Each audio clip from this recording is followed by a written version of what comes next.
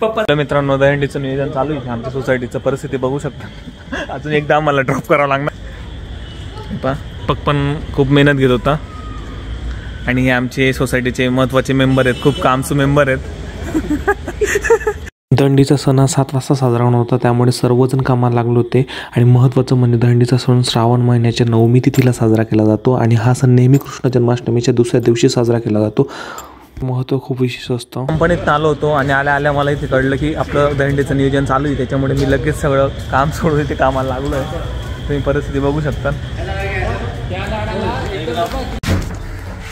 So आज दहीहंडी मित्रांनो, सगळ्या लहान मुलांना मस्त कृष्णाचा ड्रेस आणि मुलींना राधाचा ड्रेस असं मस्तपैकी ड्रेसिंग ऑर्गनाईज करण्यात आलेलं आहे. आणि जे मॅनेजमेंट तुम्हाला आधी दाखवलं ते सगळे म्हणजे मॅनेजमेंट टीम पूर्णपणे वर्क करते त्याच्यावर सोसायटीची. तर ते बघू शकतो आपण पुन्हा एकदा.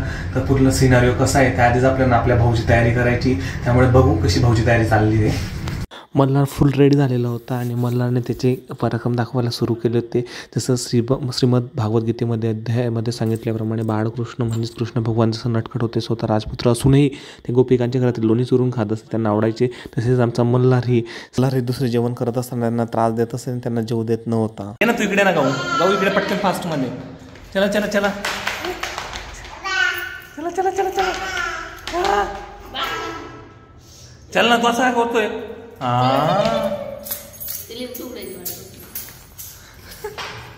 कृष्ण बनला आमचा आणि कसं चालतंय बघू शकतात. नाईस.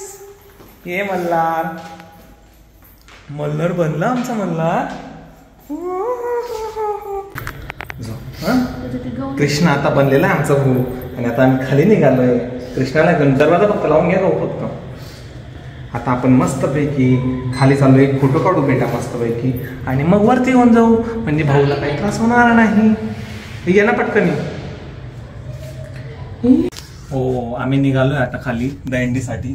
तर मल्हार पण रेडी झालेला. मल्हार फुल झोपत होता सगळं कार्यक्रम चालू होण्याच्या आधी, परंतु आता त्याला कसं तरी उठवलं आम्ही सगळ्यांनी. बघू आता तिथे जाऊन. चलो चलो चलो.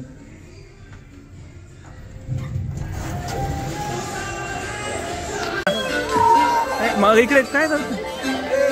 मल्हार खाली गेल्यानंतर सगळ्यांना बघून खूप रडायला येत होतं त्याला, कारण की तो नुकताच झोपेतनं उठला होता. आणि तुम्ही बघू शकताय सगळी गर्दी होती आजूबाजूला आणि जस्ट दहीहंडी फोडण्याचा कार्यक्रम चालू होणार होता. परंतु मल्हारला झोपेत उठून डायरेक्ट आणल्यामुळे तो थोडा त्रासलेला होता.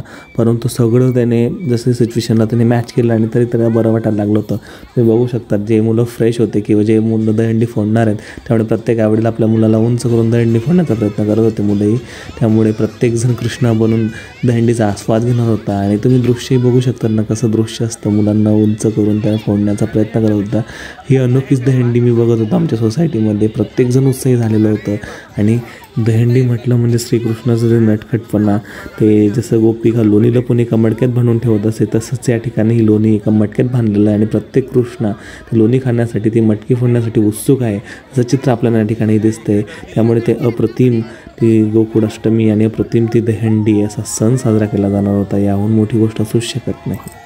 की ज्याला बाहेर माहीत नसतं की दहीहंडीची प्रक्रिया किती मजेशीर असते, कारण की श्रीकृष्ण जन्माष्टमीच्या दुसऱ्या दिवशी जेव्हा आपण दहीहंडीचं आयोजन करतो त्यावेळेस ते दहीहंडी बेसिकली मातीच्या मडक्यात दही, लोणी, मिठाई या फळे इत्यादी भरून आपण एका उंच ठिकाणी ठेवतो. तुम्ही बघू शकतात आम्ही पण तशाच प्रकारे अरेंजमेंट केली होती. आणि याला फोडण्यासाठी विविध प्रकारची तरुण मंडळी प्रयत्न करतात, पण आमच्याकडे लहान मुलं असल्यामुळे सर्वजण लहान मुलांथ्रूच ही दहीहंडी फोडली होती.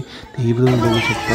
या ठिकाणी जर मोठ्या मंडळाची जर ही असेल दहीहंडी, तर मंडळाची तरुण मंडळी पाठीवर सोडून मनाला तयार करत असतात. आणि या मनाचा सर्वात परफेक्ट झाला असतो तो गोविंदा आपला रोल सांभाळ थंडी पडत असतो. त्याप्रमाणे आमच्या या ठिकाणी सोसायटीमध्ये प्रत्येक लहान मुला आईवडिलांच्या खांद्यावर तोल सांभाळून दहीहंडी फोडण्याचा प्रयत्न करते, ते तुम्ही बघू शकता. अशा प्रकारे तरी मोठी दहीहंडी फोडली मुलांनी दहीहंडी हा दहीहंडीचा कार्यक्रम करत असल्यामुळे आपल्याला श्रीकृष्णाबद्दलची भावना आपल्या मुलांमध्ये श्रीकृष्णामध्ये सर्व दिसत असतं. यामुळे तरुणांना प्रोत्साहन मिळतं. आपल्या रूढी परंपरांची जागृतीसाठी हे सण खूप आवश्यक आहे. ते पुन्हा समाजाला काहीतरी दिशा आणि दशा दाखवण्याचं कार्यक्रम दशा दाखवण्याचं कार्य ते करत असतात. रूढी परंपरा महत्त्वाच्या ज्या जुन्या लोकांना जपून ठेवतात आताही आपल्याला किती कामं असत नाही. सर्व रूढी परंपरा नक्कीच आपल्या मुलांना दिशादर्शक काय असेल मित्रांनो. फायनली वरती चाललो होतो दंडी झाल्यानंतर मल्हार कसा चालतो बघू शकता.